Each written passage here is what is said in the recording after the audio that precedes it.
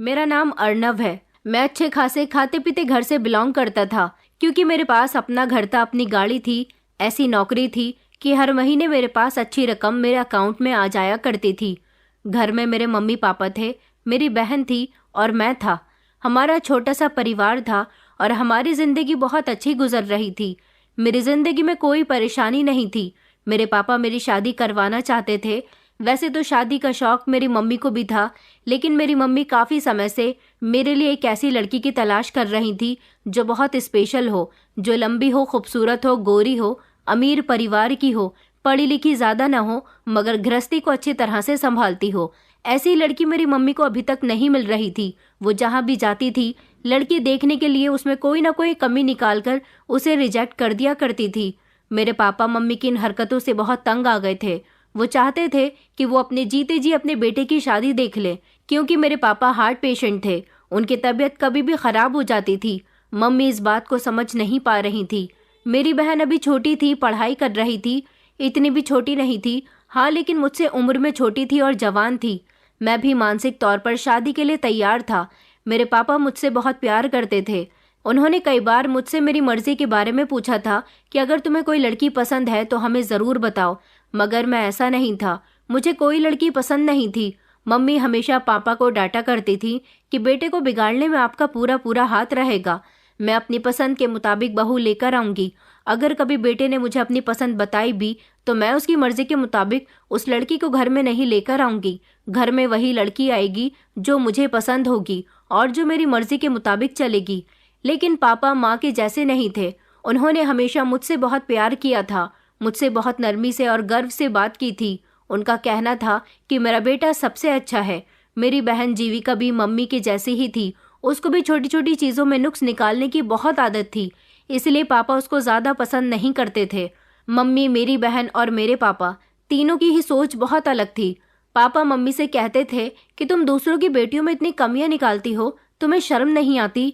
ये सोचो, हमारी बेटी भी जवान हो रही है। हमारी बेटी के रिश्ते वाले जब उसे देखने आया करेंगे और उसमें कोई कमी निकालेंगे तो तुम्हें कैसा लगेगा? मम्मी पापा की बातों को ज़्यादा सीरियस नहीं लेती थी। उन्हें तो वही सब करना होता था जैसा उनको ठीक लगता था। पापा चाहते थे कि घर में बहू ऐसी आए जो बहुत बेहतरीन हो। मम्मी तो मेरे लिए अभी तक किसी भी लड़की को फाइनल नहीं कर पा रही थी। पापा को लगता था कि उनके बेटे की उम्र निकली जा रही है। जब वो बेटे की शादी से फ्री हो जाएं तो उसके बाद बेटी की शादी के बारे में भी सोचें। पापा मम्मी की हरकतों से तंग आ गए थे। एक दिन वो अपने एक दोस्त के घर गए थे। वहाँ उन्हें मेरे पापा के दोस्त की भांजी पसंद आ गई थी। उसका नाम मेघा था। वो मेरे पापा की सारी ख्वाहिशों पर खरी उतरी थी। वो भोली भाली, मासूम, सादगी से भरपूर और सुंदर लड़की थी।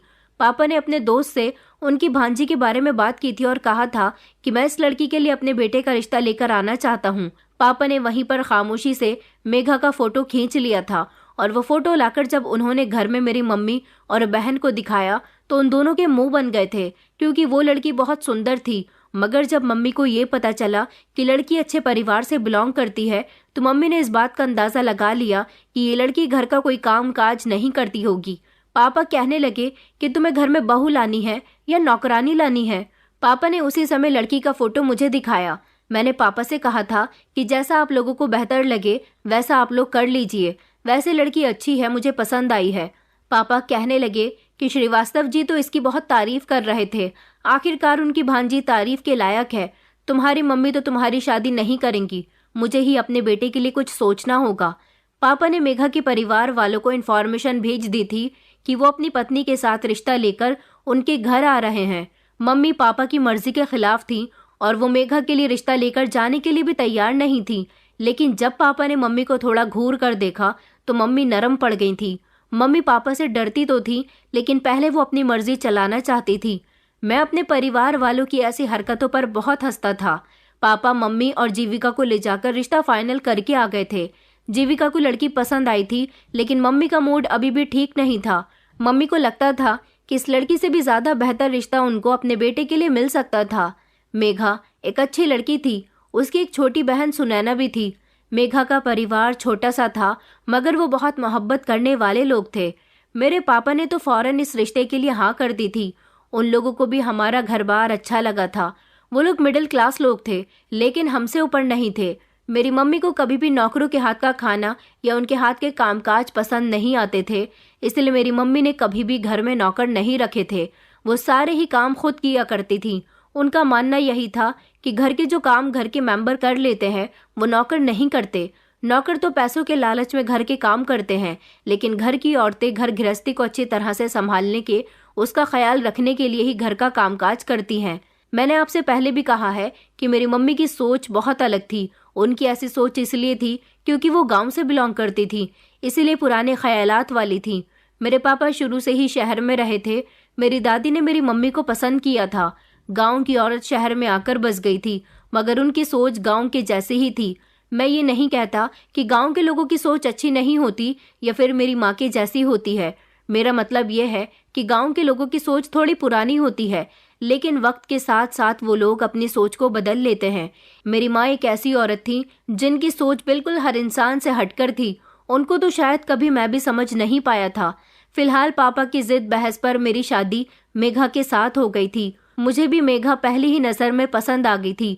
मेरी अरेंज मैरिज थी, लेकिन 2 दिन के अंदर ही मेरी शादी लव मैरिज में बदल गई थी। मेघा और मुझे, हम दोनों को ही एक दूसरे से ऐसी मोहब्बत हो गई थी जैसे हम हमेशा से एक दूसरे के लिए बने हों। जिंदगी खुशगवार लगने लगी थी। मेरे पापा तो मेघा से बहुत खुश थे, लेकिन मम्मी अभी भी मेघा से खुश नहीं थी। वो घर में आ गई थी। उसने अगले ही दिन से घर के सारे कामकाज संभाल लिए थे। जब से मेघा ने घर के कामों में हाथ बटाना शुरू किया था, तब से ही जीविका और मम्मी सारा दिन टीवी के आगे बैठी रहती थी। मैंने देखा था कि पापा ने मम्मी और जीविका को इस सब पर डांट भी लगाई थी। मेरी शादी को अभी 1 हफ्ता ही गुजरा था जब मेरी बहन जीविका के लिए एक रिश्ता आया। पापा भी जीविका की शादी तो नहीं करना चाहते थे, लेकिन लड़का बहुत अच्छा था और उसकी नौकरी अमेरिका में थी। मेरी शादी पर उन लोगों ने जीविका को देखा था और उसे पसंद कर लिया था। पापा ने यही सोचा कि रिश्ता बहुत अच्छा है, हमें अपनी बेटी की शादी यहाँ पर कर देनी चाहिए। लड़के के परिवार वालों ने भरोसा दिलाया था कि जीविका अगर आगे पढ़ना चाहती है तो पढ़ सकती है, हम उसकी पढ़ाई शादी के बाद भी कंटिन्यू करवा सकते हैं। ये रिश्ता मेरी मम्मी और पापा दोनों को ही बेहतर लगा था। जीविका को भी कोई प्रॉब्लम नहीं थी, इसलिए जल्दी ही मेरी शादी के 1 महीने बाद जीविका की शादी भी कर दी गई थी और इस तरह जीविका अपने ससुराल में चली गई थी। मेरी शादी जब से हुई थी, मैं तो जैसे किसी सपनों की दुनिया में जी रहा था। शादी के बाद एक बात जो मुझे सबसे अजीब लगी थी वो ये थी कि मेघा की बहन सुनैना कभी हमारे घर पर नहीं आती थी। मैंने शुरू से इस बात पर ज़्यादा ध्यान नहीं दिया था, लेकिन एक दिन मुझे ख्याल आया कि हम कुछ समय बाहर गुजार लेते हैं। वैसे भी हमारी शादी के फौरन बाद ही जीविका की शादी हो गई थी। इस सब के कामों में भी मेरी पत्नी घिर कर रह गई थी। पापा ने भी मुझसे यही कहा था कि बेटा, अपनी पत्नी को घर से बाहर घुमाने के लिए ले जाया करो। मैंने सोचा कि हम अपने साथ सुनैना को भी बाहर ले चलते हैं। मैंने इस बारे में मेघा से बात की। अगर जीविका घर में होती तो मैं जीविका को भी अपने साथ ले जाता, लेकिन वो तो शादी के बाद अमेरिका चली गई थी। मैंने मेघा से कहा कि हम कहीं जाने का प्रोग्राम बनाते हैं। यहाँ मुझे जीविका की कमी बहुत खल रही है। जीविका होती तो वो भी हमारे साथ चलती, लेकिन कोई बात नहीं, मेरी बहन हो या फिर तुम्हारी बहन, हम जीविका की जगह तुम्हारी बहन सुनैना को साथ ले चलते हैं। ये सुनकर मेघा के चेहरे पर एक अजीब सी घबराहट आ गई थी। उसने कहा, नहीं, मेघा को मम्मी पापा घर से निकलने की परमिशन नहीं देंगे। मैं हैरान रह गया। मैंने कहा, तुम्हारे घर वाले तो ऐसे नहीं है कि कहीं आने जाने पर रोक टोक करें, तो फिर तुम ऐसा क्यों कह रही हो? वो कहने लगी कि नहीं, हम लोग घूमने के लिए जा रहे हैं, हम नए कपल हैं, इसलिए मेरे मम्मी पापा उसे परमिशन ना दें। मैंने कहा, क्यों? वो भी तो जवान है, उसका भी तो दिल करता होगा बाहर जाने का। वो क्या सोचेगी कि उसकी एक ही जीजू है और उन्होंने उसे एक बार भी बुलाया तक नहीं। मेघा ने कुछ समय सोच कर कहा कि हाँ, दिल तो उसका भी करता है, लेकिन मम्मी पापा उसे कहीं नहीं जाने देते, क्योंकि उसकी तबीयत घर से निकलते ही बिगड़ जाती है। उसकी बातें मेरे दिल में अजीब से सवाल पैदा कर रही थी। उस दिन तो ये बात खत्म हो गई थी, लेकिन सुनैना को लेकर वो हमेशा उलझे हुए अंदाज में बात करती थी, जैसे वो कुछ छुपाना चाह रही हो। मगर मैंने अपनी सोचों को ज़्यादा गहराई में ले जाने से परहेज किया था। मेरी शादीशुदा जिंदगी बहुत अच्छी चल रही थी। मेरी पत्नी मेरी मोहब्बत और खुशियों की वजह बन गई थी। मम्मी का बिहेवियर ना जाने क्यों मेरी पत्नी के साथ सख्त रहता था, लेकिन पापा उसको हमेशा बेटी की तरह प्यार करते थे। मेरी मम्मी सख्त बिहेवियर की तो शुरू से ही थी। ये बात मैंने पहले ही मेघा को बता दी थी कि वो मेरी मम्मी की किसी भी बात का बुरा ना माना करे।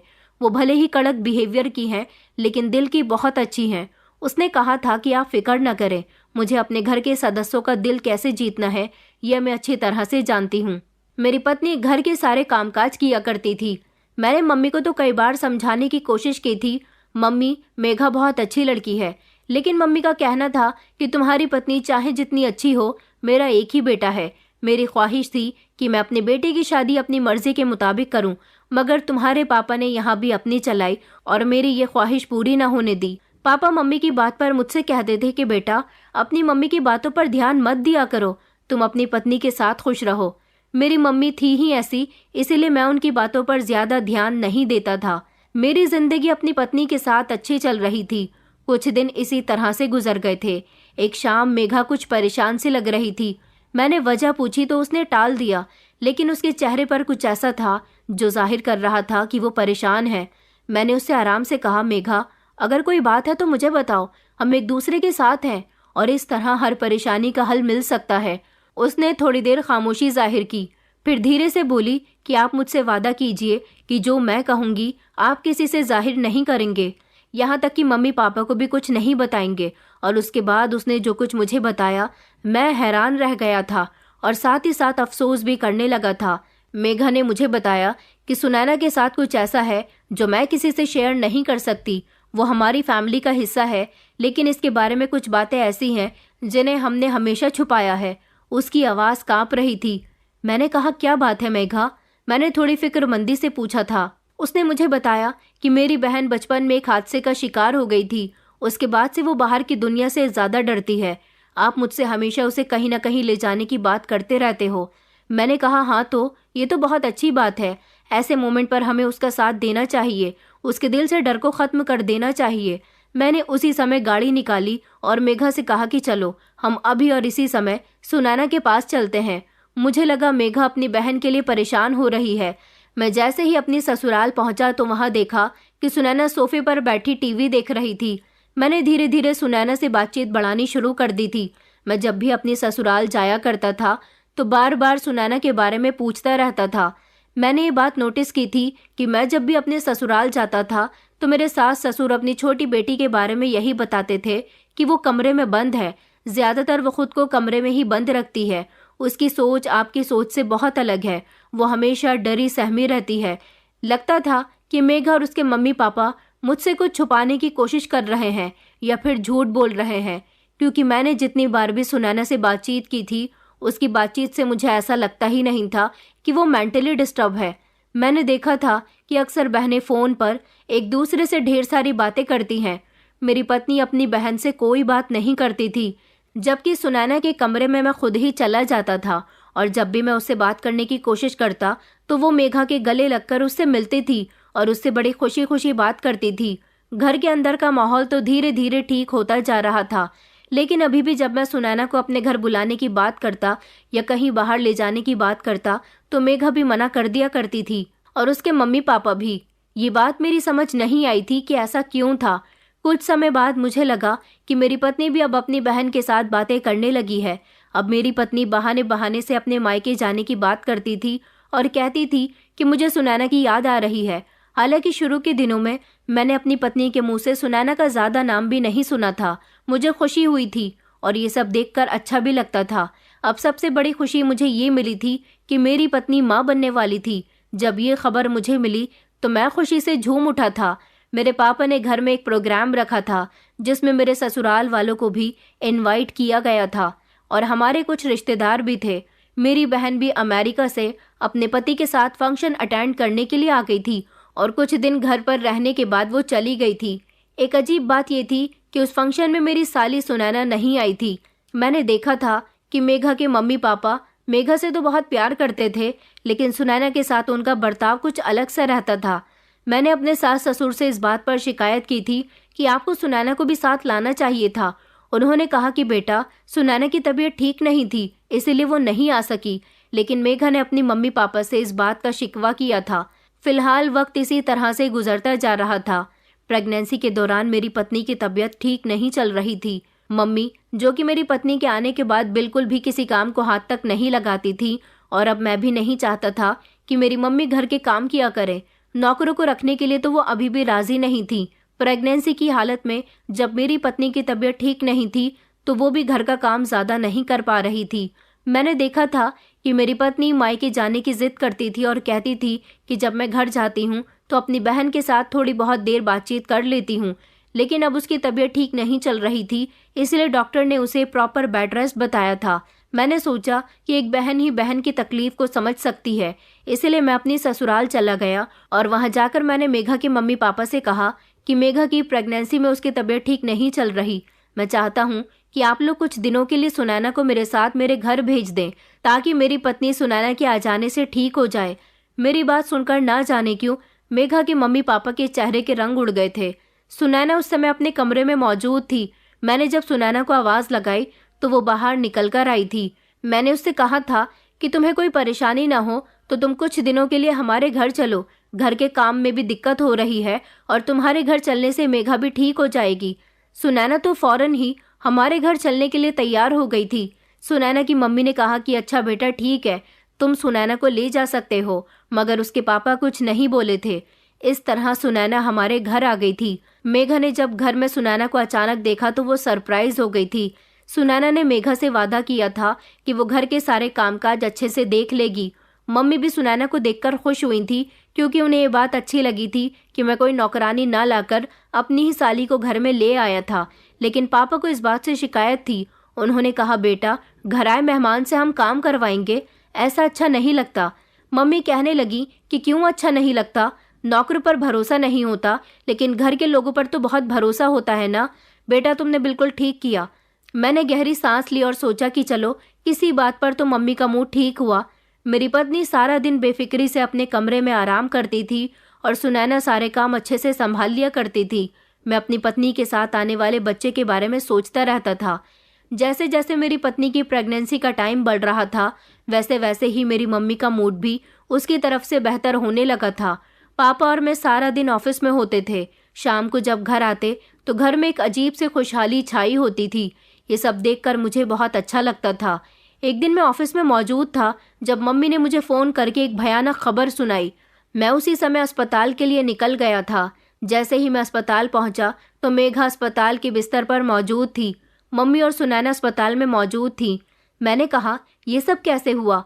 मम्मी ने बताया कि पता नहीं बेटा, मेघा बाथरूम में नहाने के लिए गई थी। अचानक उसके चिल्लाने की आवाज़ आने लगी।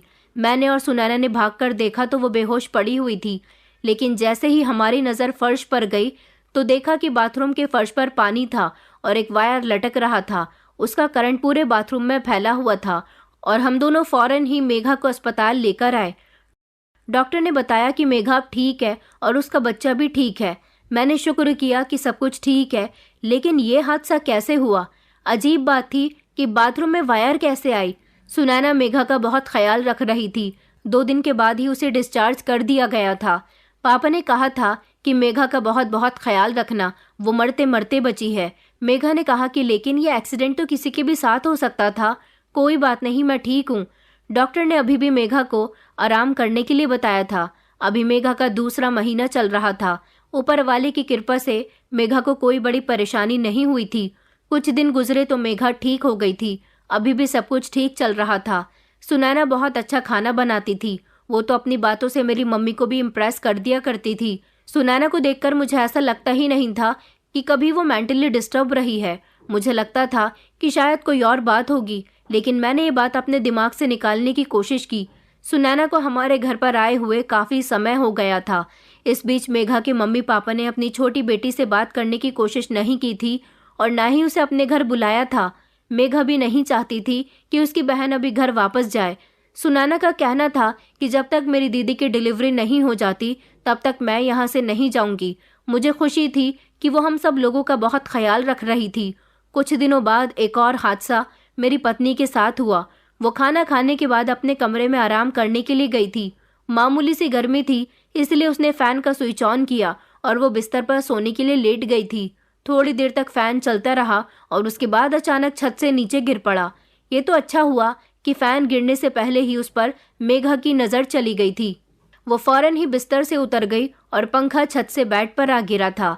मेघा अगर बिस्तर पर मौजूद होती तो उसे काफ़ी नुकसान पहुंच सकता था। जब मैं घर आया तो इस हादसे के बारे में मुझे सुनैना ने बताया। इस हादसे से मेघा बहुत डरी हुई थी और वो रो रही थी। मेरी समझ नहीं आ रहा था कि आखिर ये सब क्यों और कैसे हो रहा है। मैं बहुत परेशान बैठा हुआ था जब सुनैना मेरे लिए चाय लेकर आई और मेरे सामने आकर बैठ गई। वो कहने लगी कि जीजू क्या हुआ है, आप कुछ परेशान नजर आ रहे हैं। मैंने कहा हाँ, मैं परेशान हूँ और यही सोच रहा हूँ कि एक के बाद एक हादसा मेरी पत्नी के साथ क्यों हो रहा है। सुनैना कहने लगी कि जीजू बुरा मत मानना, मुझे तो ऐसा लगता है कि दीदी के साथ ये कोई हादसा नहीं बल्कि कोई जानबूझकर उसको नुकसान पहुंचाना चाहता है। मैंने झट से उसकी तरफ देखा तो वो घबरा गई। कहने लगी कि मेरा वो मतलब नहीं है, बस मुझे आपकी मम्मी का बर्ताव मेरी दीदी की तरफ से ठीक नहीं लगता। वो उनसे कुछ उखड़ी उखड़ी सी रहती हैं, ठीक से बात भी नहीं करती। मेरी खामोशी पर वो खामोश हो गई थी, लेकिन सुनैना की बात ने मेरे दिमाग में शक पैदा कर दिया था। मैं उसी समय मम्मी के कमरे में गया और मैंने मम्मी से कहा, मम्मी मुझे आपसे ऐसी उम्मीद नहीं थी, आपने मेरी पत्नी पर जानलेवा हमला करने की कोशिश की है। मेरी बात सुनकर मम्मी कहने लगी, बेटा तुम पागल हो गए हो क्या, मैं क्यों तुम्हारी पत्नी पर जानलेवा हमला करने की कोशिश करूंगी। मैंने कहा गलती सारी मेरी थी जो मैं आपकी नफरत मिटाने की कोशिश करने लगा। आपको तो शुरू से ही मेघा पसंद नहीं है, मेघा आपको पसंद नहीं है, आप शुरू से ही उसे एक्सेप्ट नहीं कर पाई हो, लेकिन अब जो आप कर रही हो ये बिल्कुल भी ठीक नहीं है। मम्मी मुझे चौंक कर देखने लगी, कहने लगी कि बेटा उसके साथ हादसे हो रहे हैं, तुम इसका जिम्मेदार मुझे क्यों ठहरा रहे हो। मैंने कहा यह हादसे नहीं बल्कि हमला है जो आप कर रही हो मेरी पत्नी पर, लेकिन मैं ये सब बर्दाश्त नहीं करूंगा। मेरी पत्नी माँ बनने वाली है, उसके और उसके बच्चे की जान को आपसे खतरा है। मेरी मम्मी ने तो जैसे अपने कानों को हाथ लगा लिया था और कहने लगी कि बेटा मैं सख्त जरूर हूँ, मगर मैं तुम्हारी पत्नी को मारने के बारे में कभी सोच भी नहीं सकती। मैंने कहा मुझे कुछ करना ही होगा, पापा घर आएंगे तो मैं उनसे इस बारे में बात करूंगा। मम्मी मेरी इस बात पर बहुत डर गई थी। उन्होंने कहा बेटा तुम मुझे गलत समझ रहे हो, अब तो मैं मेघा से कुछ भी नहीं कहती। मैंने मम्मी की एक न सुनी और मैं कमरे से निकल आया था। मैंने सोच लिया था कि मैं पापा से बात करूंगा कि जब तक मेघा की डिलीवरी नहीं हो जाती तब तक हम कहीं और रह लेंगे, क्योंकि मैं अपनी पत्नी की जान को और खतरे में नहीं डाल सकता था। सुनैना ठीक कह रही थी, ये सब जरूर मेरी मम्मी कर सकती हैं, क्योंकि मेरी मम्मी मेघा को पसंद नहीं करती थी। मेघा को तो मैंने समझा बुझाकर सुला दिया था, लेकिन मुझे भूख लग रही थी। मैंने सोचा कि मैं सुनैना के कमरे में जाकर उससे बोल देता हूँ। जैसे ही मैं सुनैना के कमरे में गया मैंने देखा कि जमीन पर एक साइड में उसके गले की चेन पड़ी हुई है और सुनैना बाथरूम में है, क्योंकि बाथरूम से पानी की आवाज आ रही थी। मैं चेन उठाकर ड्रेसिंग की तरफ बढ़ा। मैंने सोचा कि मैं ड्रेसिंग की ड्रॉ में से रख देता हूँ। मैंने ड्रॉ खोली और चेन को उसमें डाल दिया। ड्रॉ बंद करके जैसे ही मैं पीछे पलटा मुझे अचानक दोबारा से ड्रॉ खोलनी पड़ गई, क्योंकि मेरी नज़र ड्रॉ में पड़े स्क्रू पर गई थी। इस ड्रेसिंग की ड्रॉ में सुनैना के मेकअप का सामान और ज़रूरी सामान रखा हुआ था। मैंने वो स्क्रू अपने हाथ में लिया, फिर मैं सारी कड़ियाँ आपस में जोड़ने बैठ गया। मैं सुनैना के कमरे से बाहर निकल आया था। क्या मेरी पत्नी को मारने की कोशिश सुनैना कर रही थी? अगर नहीं तो फिर हमारे कमरे के फैन के स्क्रू सुनैना की ड्रेसिंग की ड्रॉ में क्या कर रहे थे? और मैं सोच रहा था कि ये सब मेरी मम्मी कर रही हैं, और ये बात भी तो मेरे दिमाग में सुनैना ने ही डाली थी। शुरू से ही सुनैना के बारे में मैंने कुछ अजीब अजीब सी बातें सुनी हैं, लेकिन अब मुझे कुछ ना कुछ करना था। ये जानना था कि आखिर हमारे घर में हो क्या रहा है।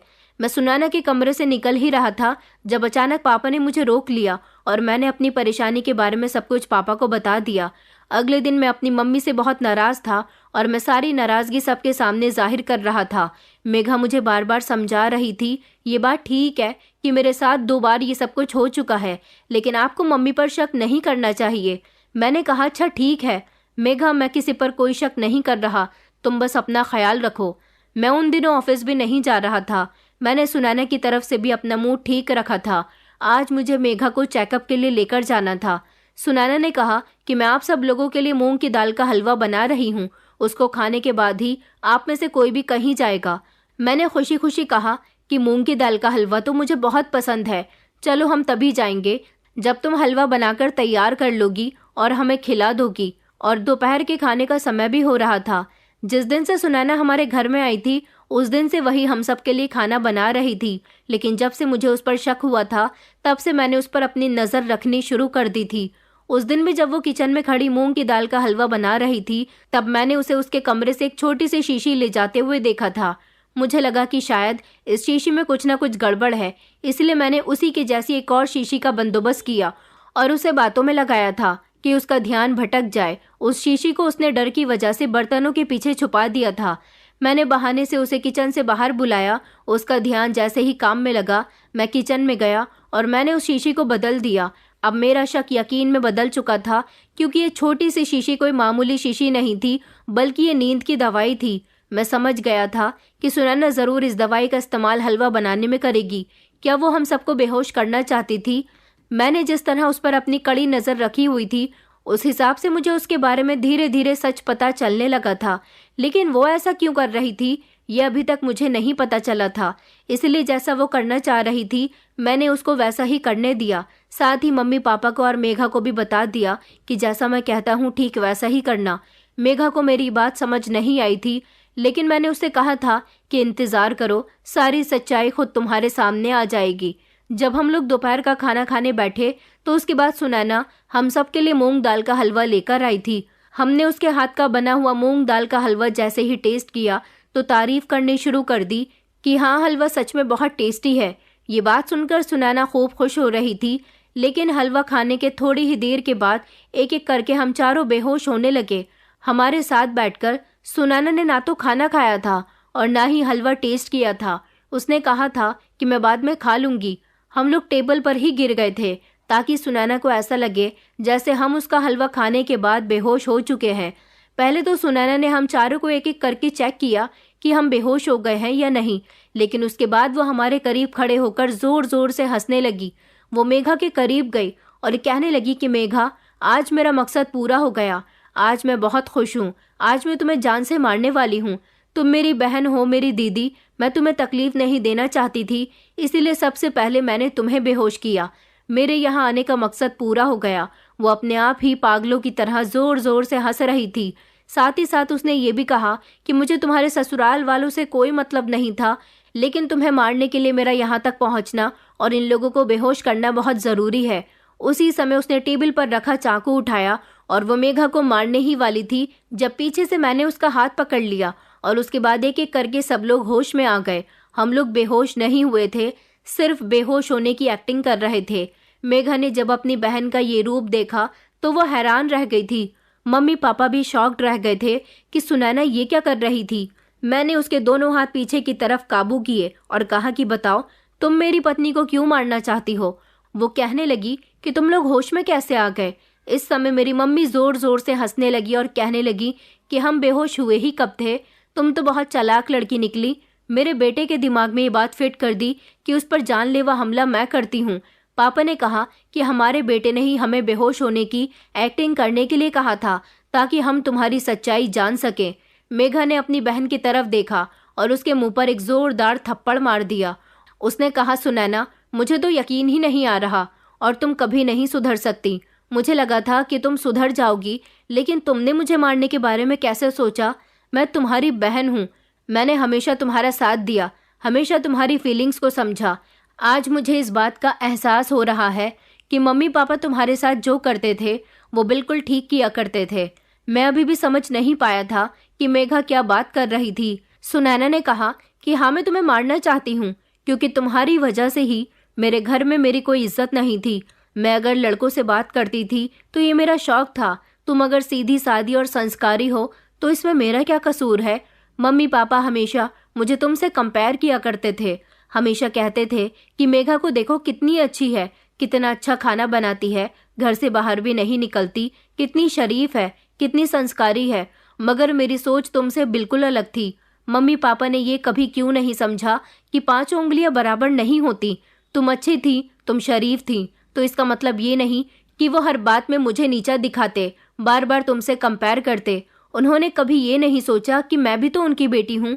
उन्हें अगर मेरे अफेयर्स के बारे में पता चल गया तो इसका मतलब ये नहीं कि वो मुझे कमरे में जानवरों की तरह कैद करके रखे। यहाँ तक कि उन्होंने मुझे अपने जीजू के सामने आने से भी मना किया था। वो तो मैं अपनी मर्जी से जीजू के सामने आ जाया करती थी। मम्मी पापा को लगता था कि मेरे जीजू के सामने मेरी हकीकत ना आ जाए और तुम भी मम्मी पापा का साथ दिया करती थी। ये तो मेरी अपनी मर्जी थी कि मैं जानबूझकर जीजू के सामने आती रही और मम्मी पापा के सामने तुम्हारी शादी के बाद मैंने अच्छे बनने की एक्टिंग शुरू कर दी ताकि उनको लगे कि उनकी बेटी अब सुधर चुकी है। मैंने मोबाइल का इस्तेमाल करना भी बंद कर दिया, लेकिन मुझे तुमसे हमेशा गुस्सा रहा, क्योंकि तुम्हारी ही वजह से मम्मी पापा मुझे तुमसे कंपेयर किया करते थे। तुम्हारी वजह से मुझे बहुत शर्मिंदगी उठानी पड़ती थी। मैंने सोचा कि क्यों ना मैं तुम्हें ही इस दुनिया से भेज दूं, सबकी नज़रों में अच्छी बन जाऊं और एक वक्त ऐसा आए कि मैं तुम्हारे पति के साथ तुम्हारी जगह आ जाऊं। ये आइडिया मेरा बुरा नहीं था, लेकिन ना जाने कैसे तुम्हें मेरे बारे में पता चल गया। मैंने कहा, मेघा को इस बारे में कुछ पता नहीं चला, बल्कि मेघा तो तुम्हें आज भी बहुत अच्छा समझती है।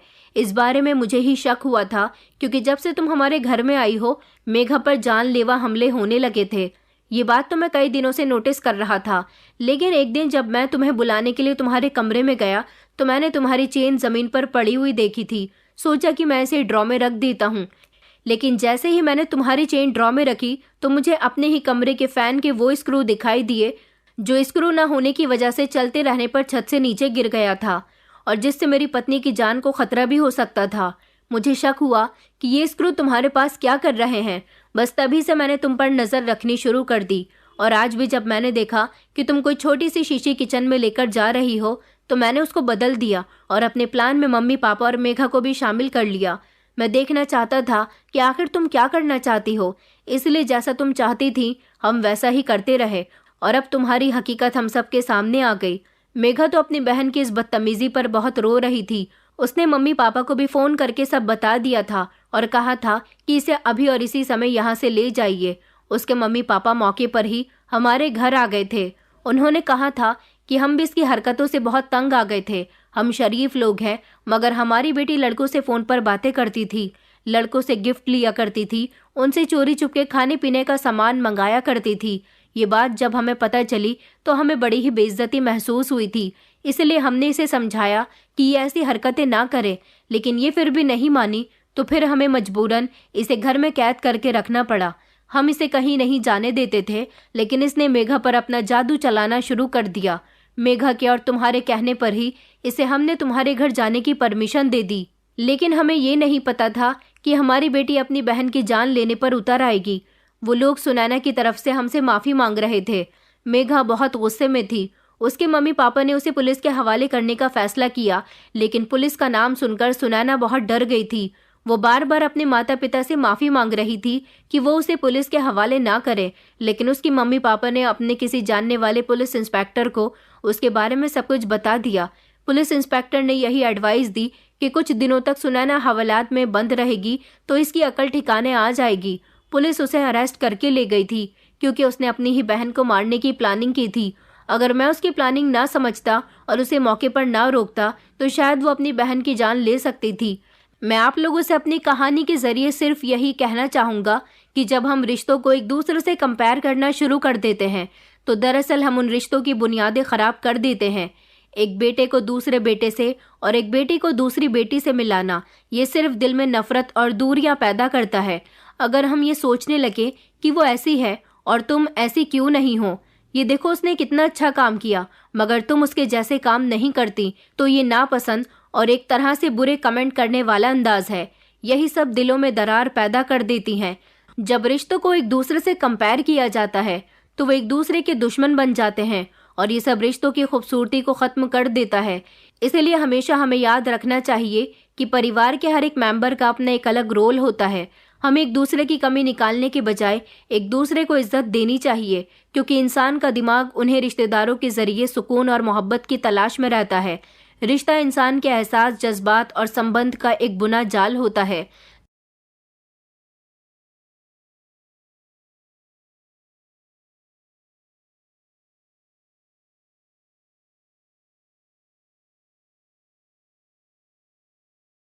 जब इंसान किसी से जुड़ता है, चाहे वो माता पिता का साथ हो, दोस्तों का साथ हो या जिंदगी के किसी और हिस्से में, वो चाहता है कि वो रिश्ता सच्चाई, वफादारी और मोहब्बत पर बना रहे।